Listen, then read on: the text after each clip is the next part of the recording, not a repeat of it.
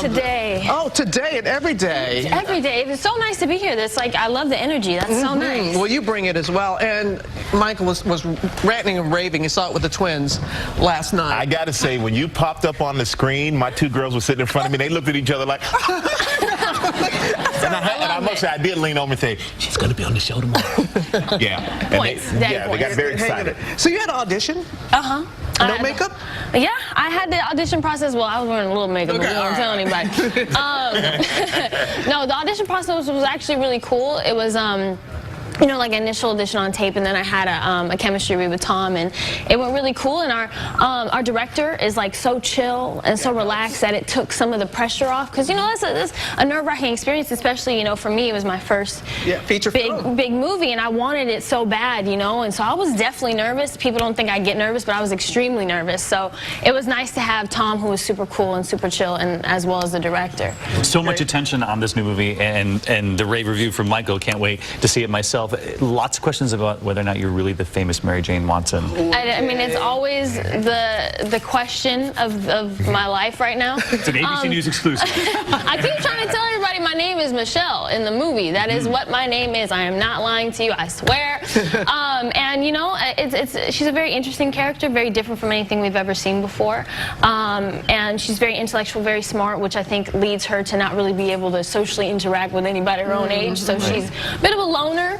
But I think she likes it that way. So I like her outspokenness and her wittiness and quickness. But I'm definitely Michelle. I'm not lying. Okay. Go see the movie. It's her story. She's sticking to it. Start with him. That's all we're saying. Let's take a look at Michelle in the new Spider-Man. Check it out. Okay, we're gonna have Spider-Man swing in, say you guys are tight, and then I get a fist bump or one of those half bro hugs. Can't believe you guys are at this lame party. But you're here too. Am I?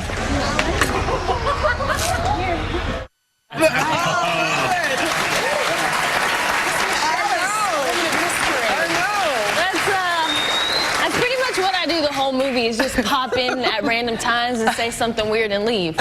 So get used to a lot of that. But it works. Yeah. But it works. It works. It's great. It works. It's impactful. The producers were telling us, did you really go on your first date to a Spider-Man movie? I did. That's so cute. When I was first allowed to date, which was 16.